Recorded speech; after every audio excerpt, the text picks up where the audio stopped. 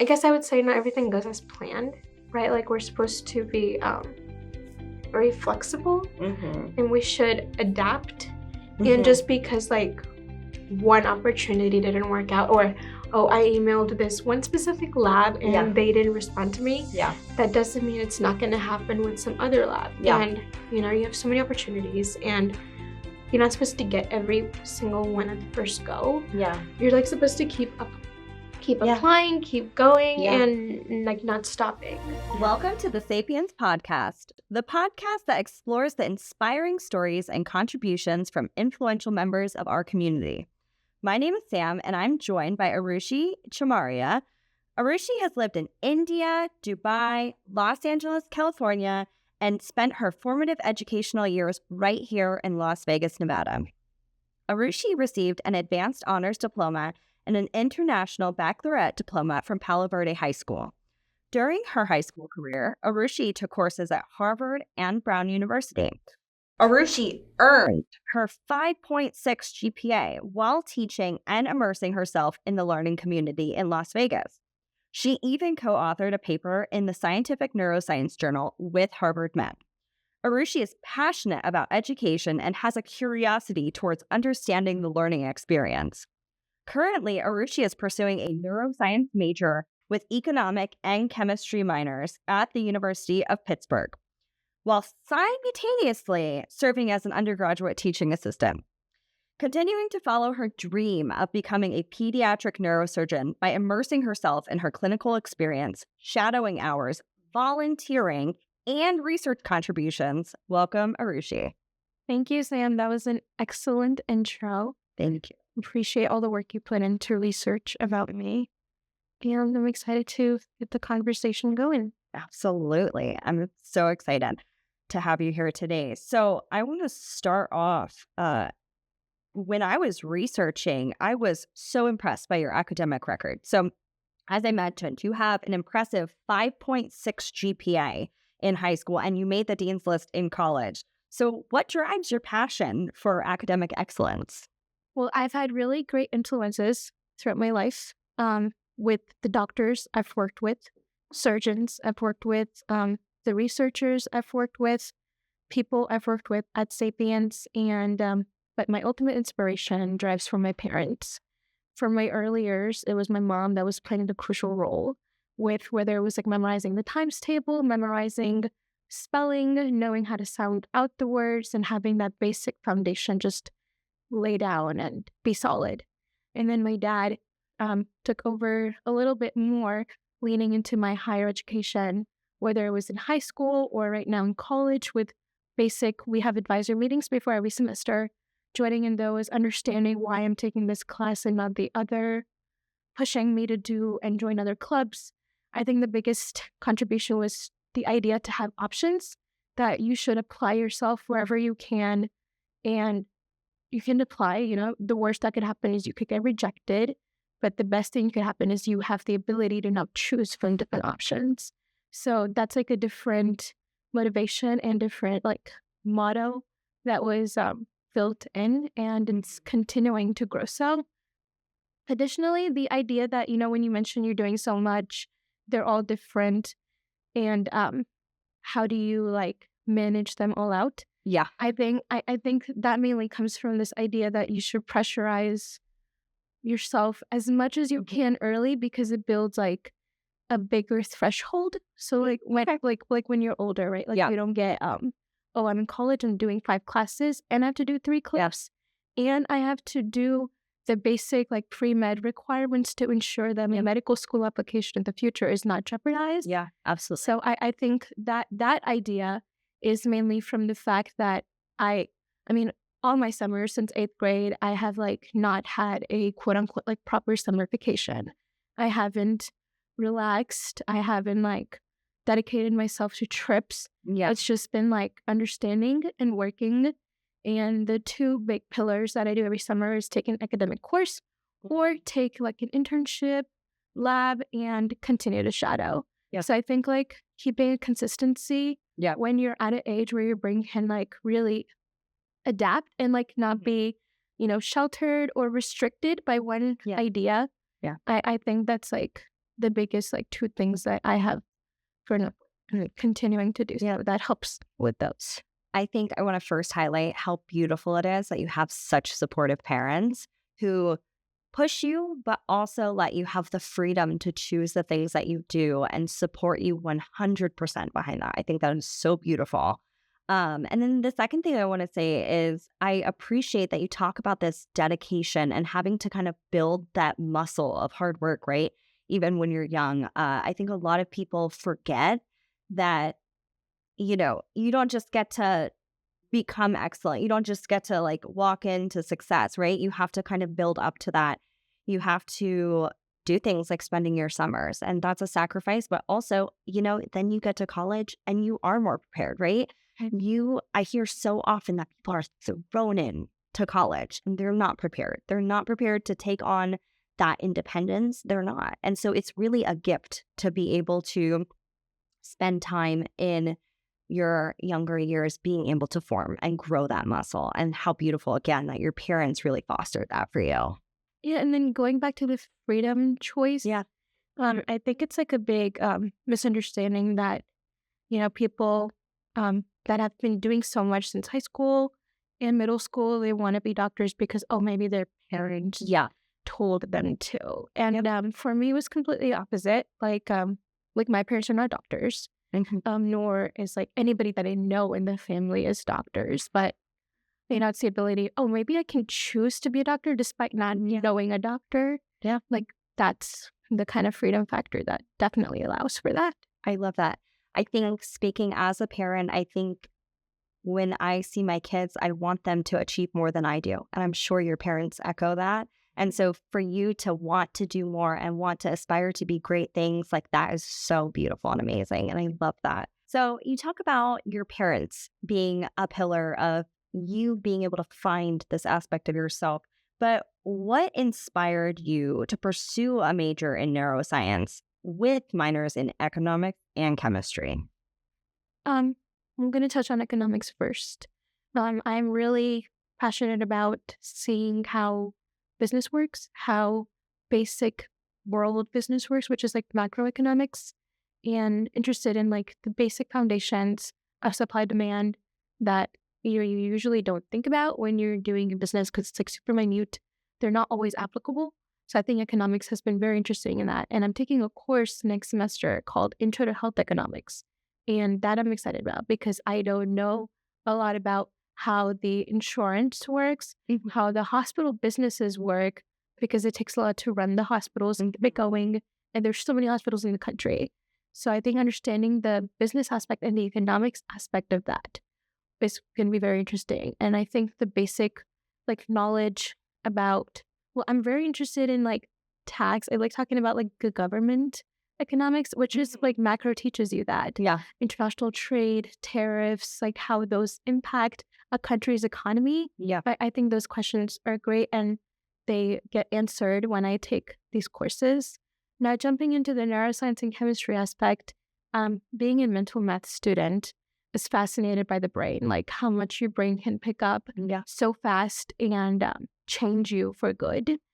And like a lot of my confidence, a lot of my passions really took a second level after I did mental math, after I was, I was doing public appearances and people were like reciprocating that positive effect. So I think like that pushed me to understand, well, why did my brain pick up? Yeah. Like, how did it pick it up? Or if it did, like, why is that like such a good thing for it to do? And then process of the brain.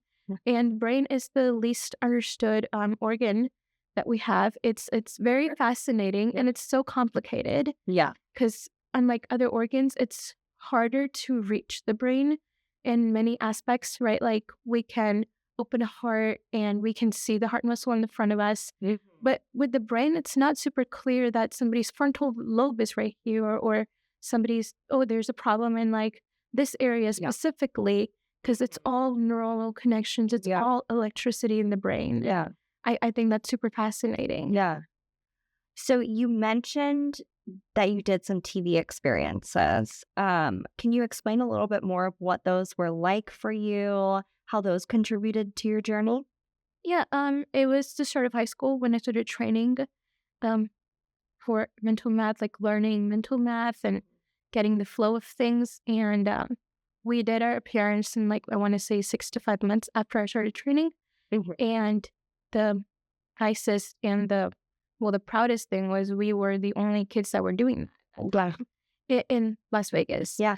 And people on the crew of the news channel were like surprised that we're actually, being able to add, subtract, listen, concentrate, and not like get distracted the fact that we're on TV when doing these problems. Yeah.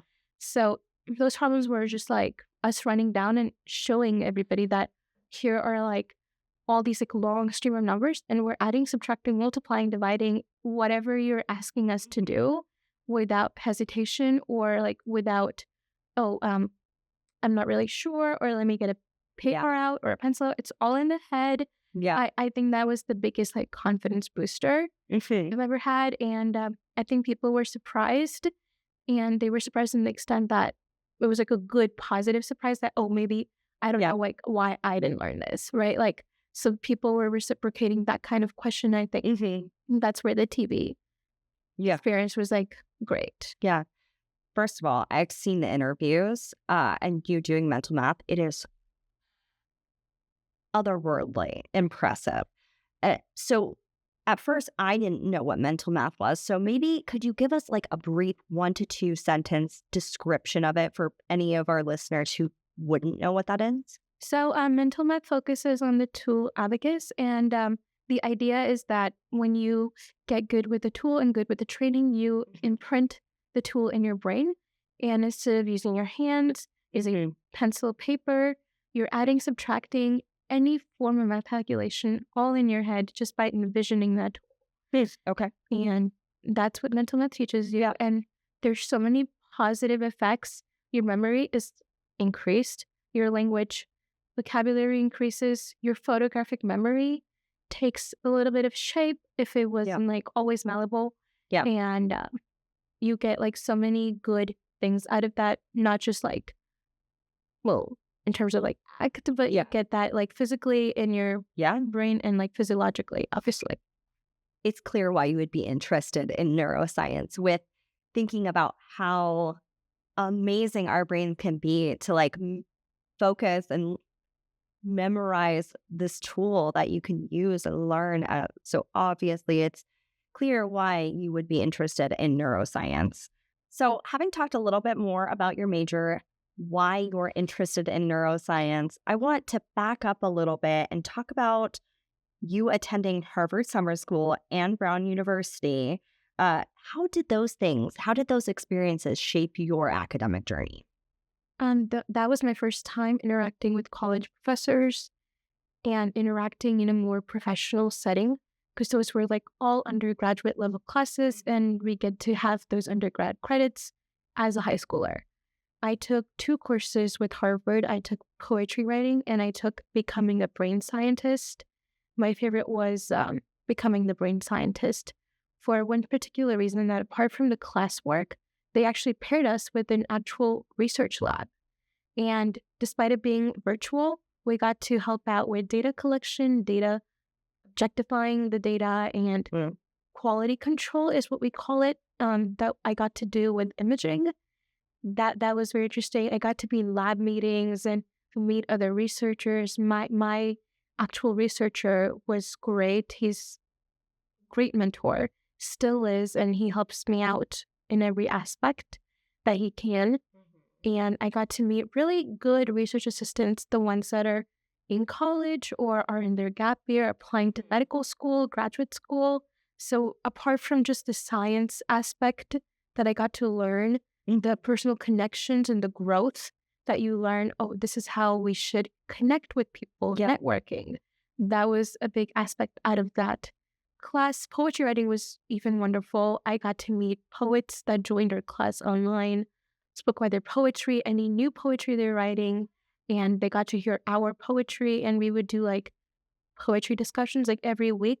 We would choose 3 students that would read their poetry. And we would like pass comments, critique, appreciate, and the culture of balancing critiquing and appreciation was another like real life learning that we got to learn from that class. That is so cool. With Brown, it was another world, neuroeconomics and science of decision making. Never heard of it before put together, but the teacher was amazing, and we got to do a lot of fun posters for our grade. And it was very philosophical based at the same time. Yeah.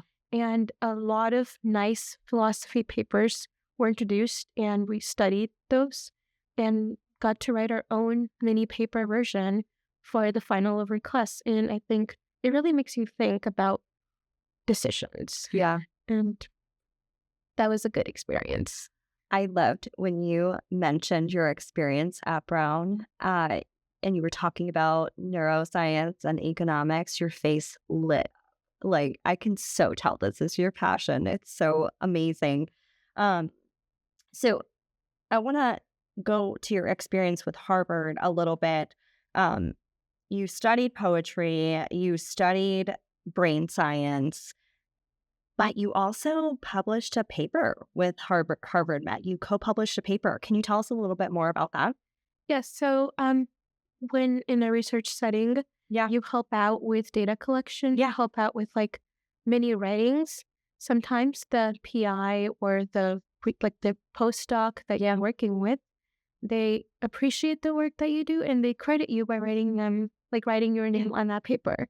And the process of getting a paper out, a paper written, a paper reviewed takes approximately 1 to 2 years. Yeah. So since that time, it's a long time. It's the paper is still not fully on an online site, and it probably won't be for next couple months. Yeah. But now it's in the final status. So a whole paper takes such a huge time toll that it wasn't immediate, but that was the work I did at that time with the medical school, with the lab was at Brigham and Women's Hospital. It's called the PNL lab, the Psychiatric Neuroimaging Lab. And the work I did at that time is being published now. And I'm so utterly grateful to my postdoc that felt that it was a good idea to include my name on there, despite me not having a bachelor's degree or a PhD or an MD degree. Yeah. So, I think it's very impressive how many relationships you built up over the years.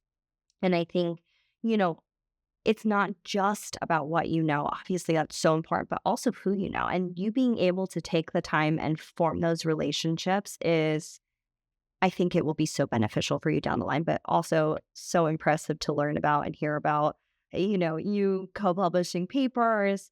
It's so impressive. Yeah, no, I think connections are great, and networking is very difficult to do at times. And that's again like my dad coaching me, if you talk to this person, this is how you should email them, or if you like to connect more with these people, here's how you should interact with them, talk with them. And networking is I realized more now. And I'm still learning how to do it. Yeah. In a greater extent. But if I hadn't networked with my postdoc, probably would not have been able to get a chance to work with him again. And other people I still reach out to for help. There are students that go to medical school now that were in that lab. I still reach out for help and guidance. And I think connections are great because they not only help you, but it also helps them. Yeah. Because mentoring is great, and I think everybody likes to do that. Yeah. So having talked about Harvard and Brown a little bit, I want to fast forward back to your college experience.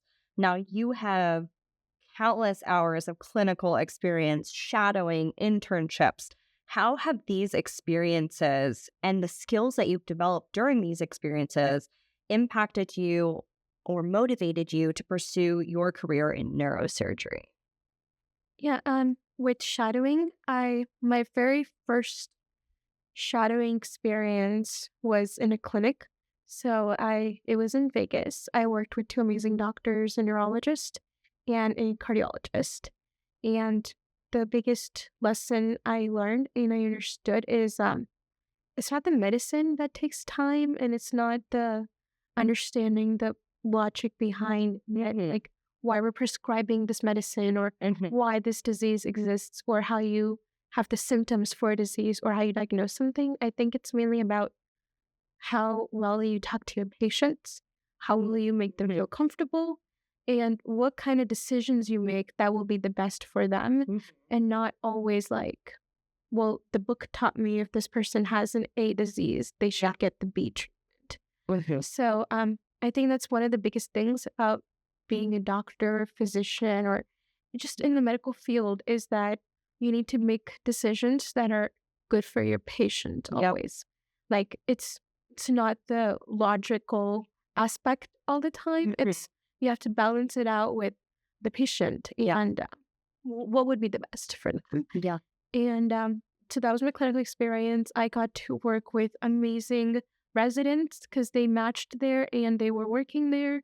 And patients loved the doctors. Like the patients were like, oh, Dr. Benson's great. Or like, Dr. Turpin is great. And you're in great hands learning from the best people. And like that affirmation was amazing to get from the patients itself. Like the patients love their doctors.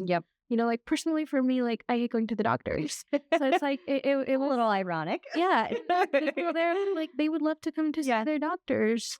So I think that's a very like positive effect that they have created. And, you know, you should aspire to be physicians. Like those. And then going and pushing a little deep into surgery. I got to shadow amazing doctors, and I'm continuing shadowing the most amazing doctors I've met. Neurosurgeons. Dr. Savchek was the neurosurgeon I worked with. She's amazing. She's incredible. And she's so humble. I think that's a very good factor amongst all the female surgeons I've worked with, is they're very humble with their work. And despite achieving so much in such intricate fields like neurosurgery, pediatric trauma surgery, and pediatric cardiothoracic surgery, endocrine surgery, they're so down to earth, and they understand like they're not working to make themselves higher, they're working to make their patients better. And surgery, I've learned it's all about decisions. You know, the training is long. Everybody says you're going to spend 18 years in school, and you're not spending the time to learn the medicine. Again, you're in surgery. The surgeon said the training isn't like long, not to learn the medicine, but it's to learn how to make good decisions. Oh, I love that. And I think like the skills of making good decisions, the skills of talking to patients properly, and by properly, it means a place where they feel comfortable, not properly as in, you know, you're saying things because you have to inform your patient of things. I think those skills are so great, and something that I could envision myself doing in a way. And the service aspect is the best. Like there are so many other ways you service people, but I think that aspect is a little more personal and more immediate to me, that I would love to pursue a career in that, and specifically in neurosurgery, and specifically pediatric neurosurgery. Connect with the kids group. I think it's so crucial that they have good doctors at the young age, so it doesn't impact their growth or development or like any life after that. And there's only 300 pediatric neurosurgeons in the U.S. for so many kids and so many problems that we have in the medical field.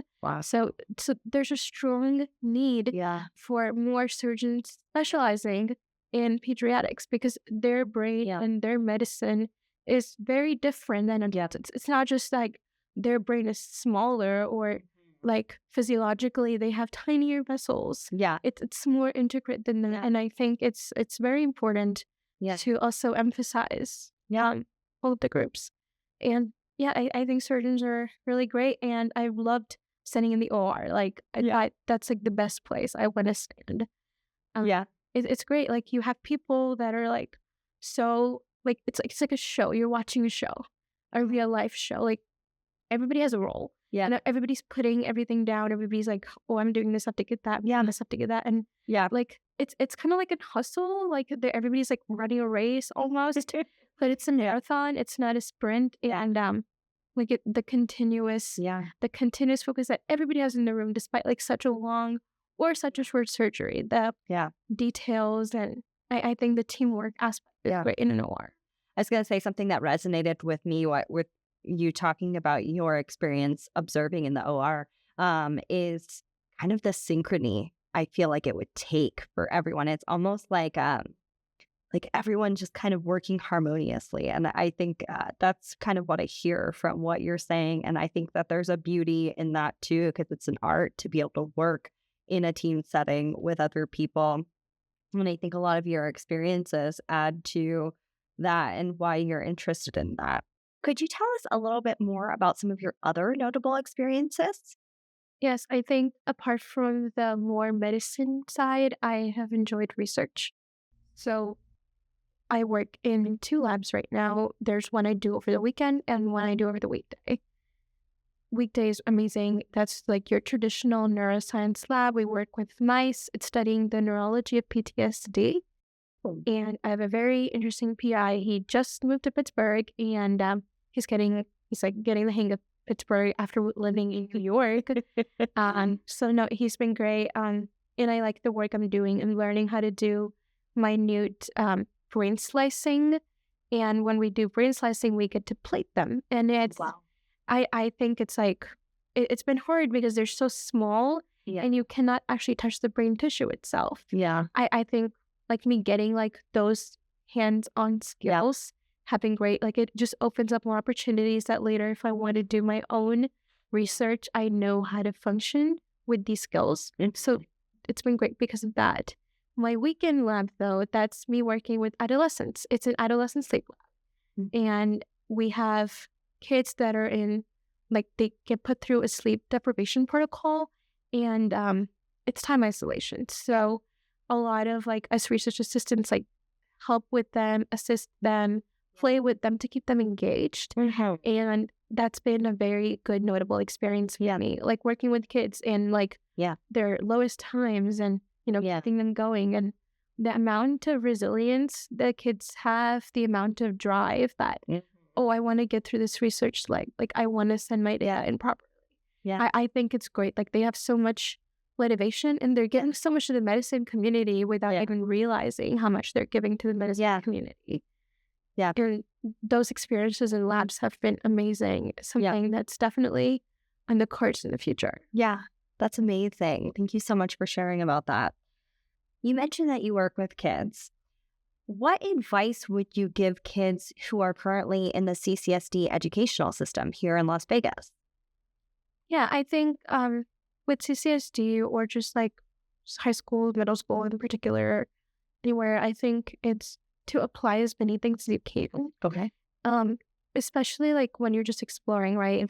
We're not really sure what actually interests us all the time. And even if you're so certain it interests you all the time, like if it's medicine, if it's studying business, if it's like studying literature, I think you should like still explore every other career possible or every like other club possible, other classes, because you never know.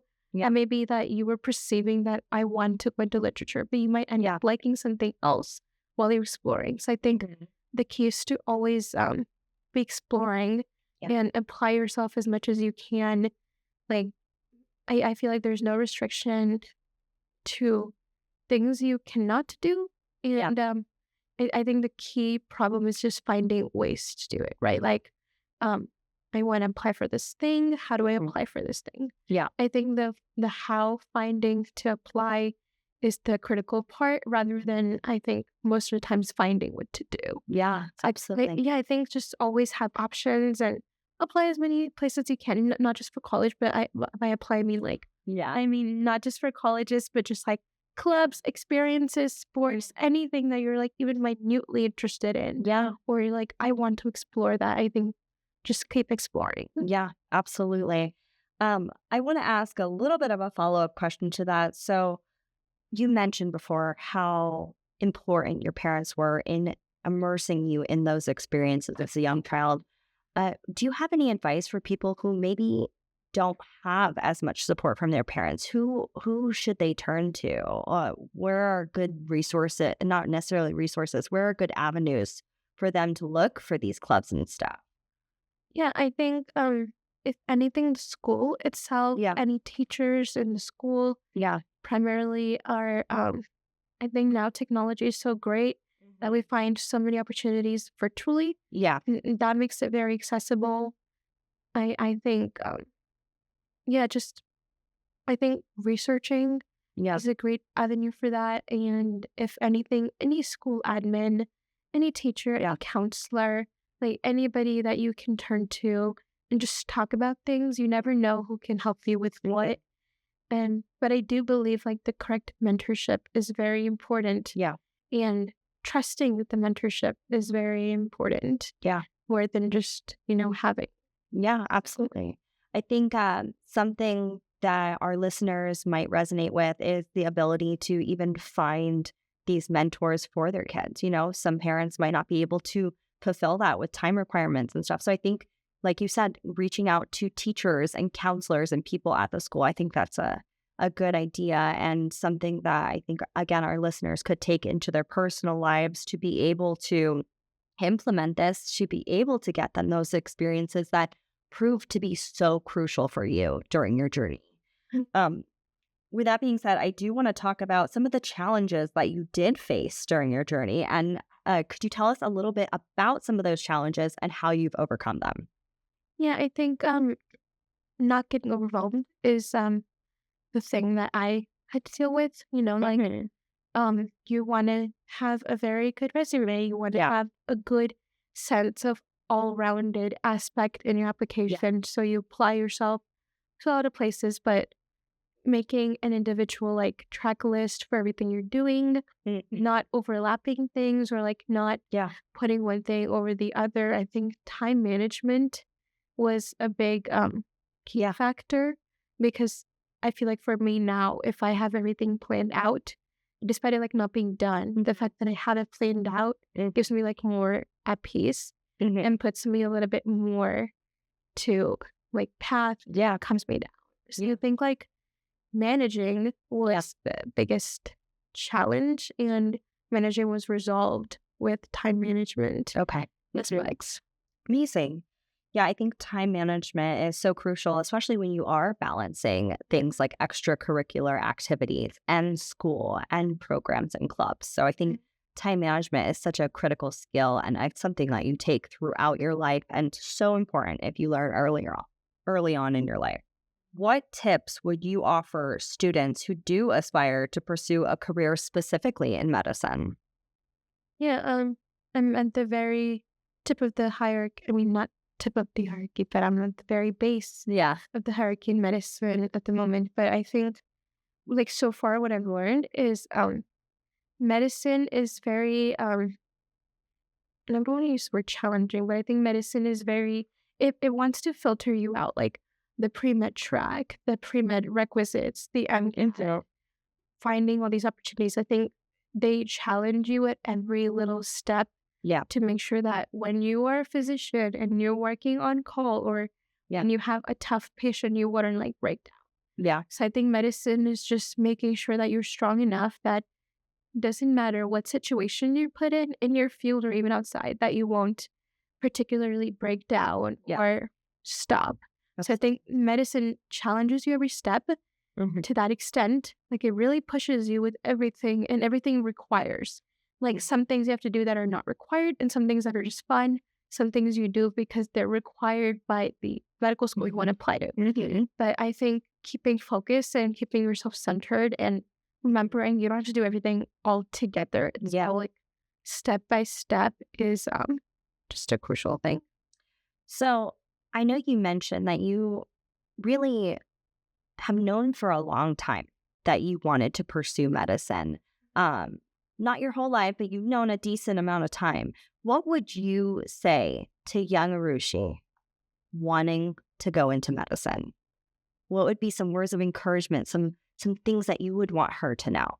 Yeah, I guess I would say not everything goes as planned, right? Like we're supposed to be very flexible, and we should adapt.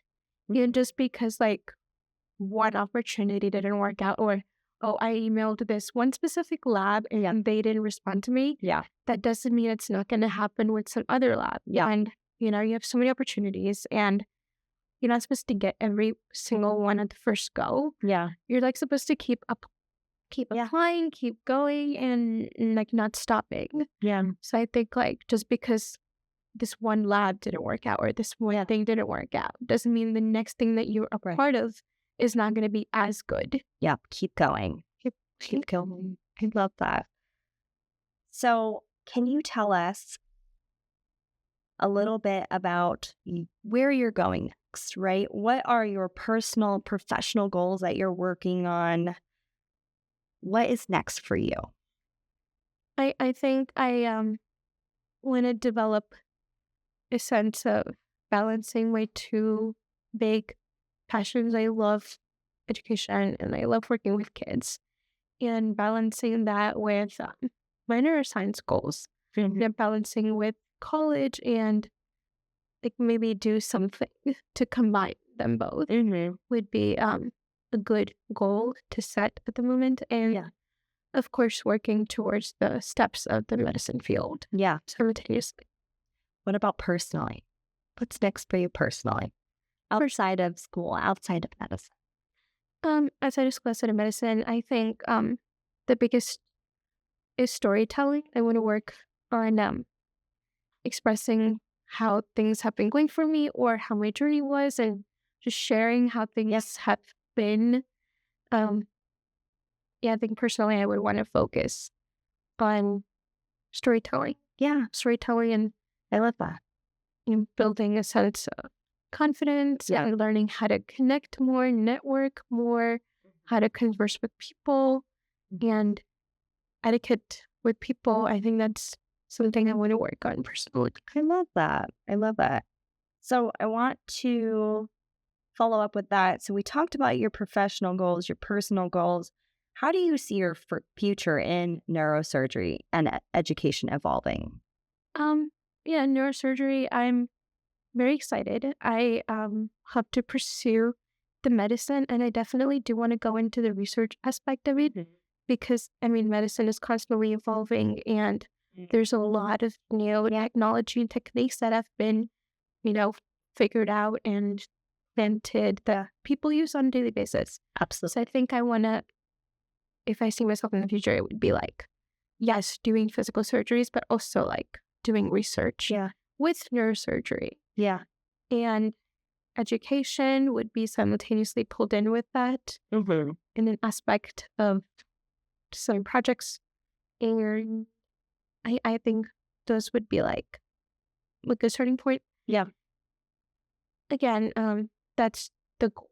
Yeah. And that's where I would like to be at. You sound like you have such amazing things in store for you, and I've been so inspired by our discussion. Arushi, it has been so amazing talking with you. I just wanted to close out by asking you, what message would you share to our listeners, especially young aspiring professionals? To take note of the mentors that are around you, even if they don't always wear the hat of mentor. People are always trying to help you, and take advantage of that. And keep going, keep applying, even if the first thing you apply to really doesn't work out. Yeah, I love that. Perseverance, keep going. That's something that I've seen and heard from your experiences, and I think such a valuable message for our listeners. With that being said, I want to thank you so much, Arushi, for your time. If our guests did want to learn more about you, your experiences, or connect with you, where can they find you? So LinkedIn would be a very good spot. My LinkedIn is just going to be my name. That would be a pretty good spot. Perfect. I also have an Instagram. And wonderful. Those are in the works. So if you want to learn more about Arushi, please follow her on LinkedIn, learn more about her experiences, and watch as she continues to do amazing things. It has been a pleasure getting to talk to you again about your passion for neuroscience, your perspective on education. And I just want to thank you again. And thank you so much to our listeners at the Sapience Podcast. If you enjoyed our conversation or want to know more about our guest today, you can also visit thesapience.com or follow us on social media. Thank you so much.